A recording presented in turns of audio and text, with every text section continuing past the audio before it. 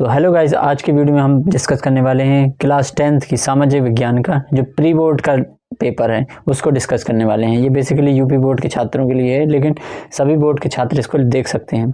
आपका board exams के लिए भी ये बहुत ज़्यादा इंपॉर्टेंट है, तो आप इसको देख लेना। तो हो सकता है आपके बोर्ड एग्ज़ाम में सीधे क्वेश्चन फंस जाए इससे, तो इम्पोर्टेंट तो है ही। तो ये आपका जो सेट है उसका नाम है 8825 और BAS, ठीक है। सामाजिक विज्ञान का ये पेपर है। आपको 15 मिनट मिलते हैं आपको किसी भी परीक्षा को करने के लिए, मतलब बोर्ड एग्ज़ाम में परीक्षा को करने के लिए आपको 15 मिनट का टाइम दिया जाता है। और कुछ इस प्रकार का आपका पेपर रहेगा जो कि बोर्ड एग्ज़ाम में सेम डिट्टो रहता है। आपको 20 बहुविकल्पी प्रश्न दिए जाएंगे जिनको आपको करना रहेगा, ठीक है। आपको MR शीट दी जाएगी जिसको नीले काले पेन से आप उसको भर सकते हैं, ठीक है। तो पहले MCQ को देख लेते हैं, चलिए।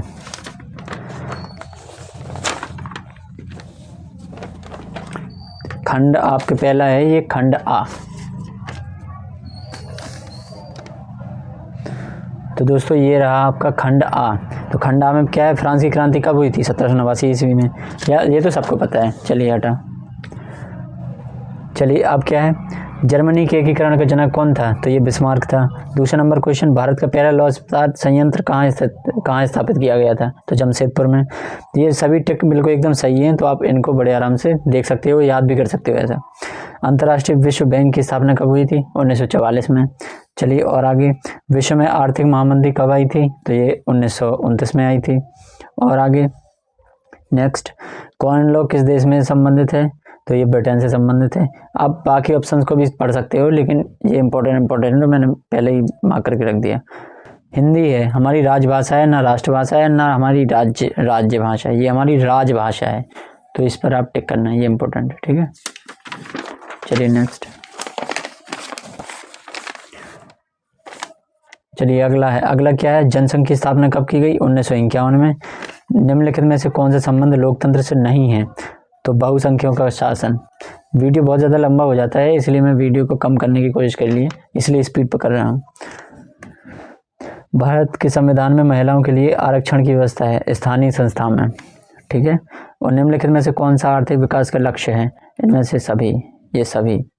तो और तृतीय क्षेत्र का व्यवसाय है, तो क्या है? बैंकिंग है, ठीक है। चलिए आगे कर लेते हैं।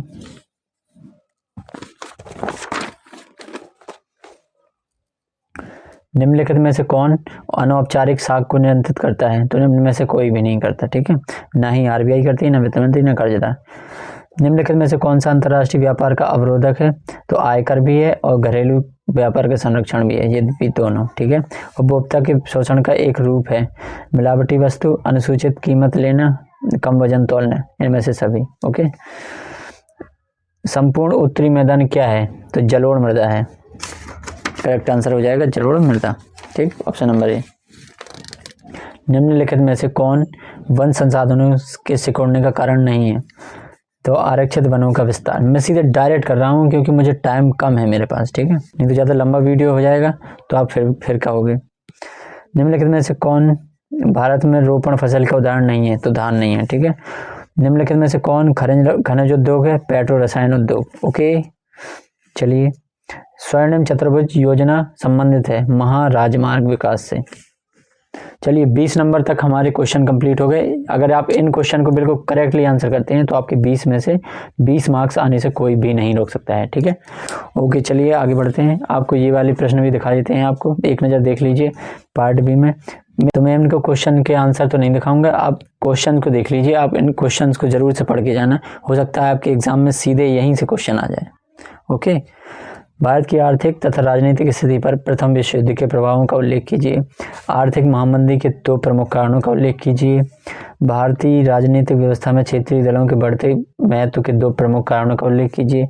लोकतंत्र की 4 प्रमुख विशेषताओं का उल्लेख कीजिए। सबका उल्लेख ही करना है। परिवहन क्षेत्र का विकास देश के विकास में कैसे सहायक हो सकता है?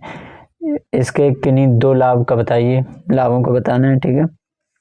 अयस्क क्या होते हैं? भारत में लौह अयस्क की 2 प्रमुख पेटियां कौन सी हैं बेसिकली। चलिए नेक्स्ट हमारा क्वेश्चन है क्या है, सूचना का अधिकार क्या है, यह किस प्रकार उपभोक्ता की शक्ति में वृद्धि करता है। भारत सरकार द्वारा विदेशी निवेशों को आकर्षित करने हेतु उठाए जाने वाले 2 उपायों का वर्णन कीजिए। ये इम्पोर्टेंट है, आप बोर्ड एग्जाम्स के लिए भी इम्पोर्टेंट है ये। चलिए डिस्क्रिप्टिव में अब ये वेरी लॉन्ग टाइप आंसर हो जाएंगे, जिसमें 150 शब्दों में इसके आंसर्स करने होते हैं। भारत में राष्ट्रवाद के उदय के प्रमुख 2 कारण, ये जिसमें स्टार बना है ये ज़्यादा इंपॉर्टेंट है, क्योंकि ये सीधे आपके बोर्ड एग्जाम्स में ज़रूर से ज़रूर आने वाले हैं। फ्रांस की क्रांति के प्रमुख कारणों का वर्णन कीजिए। भारत की संघात्मक शासन व्यवस्था की प्रमुख विशेषताओं का उल्लेख कीजिए। सांप्रदायिकता से आप क्या समझते हैं, यह किस प्रकार भारतीय समाज के लिए हानिप्रद है। नेक्स्ट अब अर्थव्यवस्था के 3 क्षेत्र कौन कौन से हैं। भारत के आर्थिक विकास के साथ विभिन्न क्षेत्रों की संरचना में हुए परिवर्तन का वर्णन कीजिए। अनौपचारिक साख क्या है, भारत में साख विस्तार में अनौपचारिक साख की आवश्यकता और चुनौतियों का एक एक उदाहरण द्वारा समझाइए। भारत में वन तथा वन्य जीवों का संरक्षण क्यों आवश्यक है, इस हेतु उठाए गए किन्हीं 2 कदमों को बताइए। भारत में प्रचलित किन्हीं 3 प्रमुख कृषि प्रकारों का संक्षिप्त वर्णन कीजिए। ठीक है, और आपको ये भी देना होगा। अब आपको एक मानचित्र दिया जाएगा, मानचित्र की कॉपी आपको उसमें लगाना पड़ेगा, आपको चिन्हित करना पड़ेगा, बेसिकली उसमें चिन्ह बनाने पड़ेंगे। ठीक है, तो जहाँ भी आपको वह स्थान जहाँ पूर्ण स्वराज्य की मांग का प्रस्ताव पारित हुआ था, तो वो लाहौर है, आपको ये जगह याद होनी चाहिए। तो आप वह स्थान जहाँ दिसंबर 1920 में कांग्रेस का अधिवेशन हुआ था, तो नागपुर में हुआ था। जब ये याद होगी तभी तो आप चिन्ह लगा पाओगे वहाँ पर। तो वह जनपद जहाँ जलियांवाला बाग हत्याकांड हुआ था, तो अमृतसर पंजाब में हुआ था। तो ये इंपॉर्टेंट है, याद करना चाहिए आपको। वह स्थान जहाँ आनंद भवन स्थित है प्रयागराज में, जिसका अभी नाम क्या हो गया, इलाहाबाद हो गया। वह स्थान जहाँ सूती मिल श्रमिकों ने पहला सत्याग्रह किया था, तो वो अहमदाबाद में किया था। ठीक है, ओके। तो आई होप आपको वीडियो पसंद आ रहा होगा। पसंद आया तो लाइक जरूर कर देना इस वीडियो को, क्योंकि मैं बड़े मुश्किल से लाया हूँ आपके लिए पेपर जुगाड़ करके। नीचे दिए गए रेखा के मानचित्र में बिल्कुल वैसे ही करना है, आपको चिन्ह लगाना है। तो पश्चिम भारत स्थित एक सॉफ्टवेयर टेक्नोलॉजी पार्क जहाँ भी होगा मानचित्र में, आपको इस चिन्ह से उसको नियोजित करना है, इस चिन्ह द्वारा उसको दर्शाना है। ठीक है, और पूर्व लोहा और इस्पात संयंत्र पूर्वी भारत में स्थित, उसको इस चिन्ह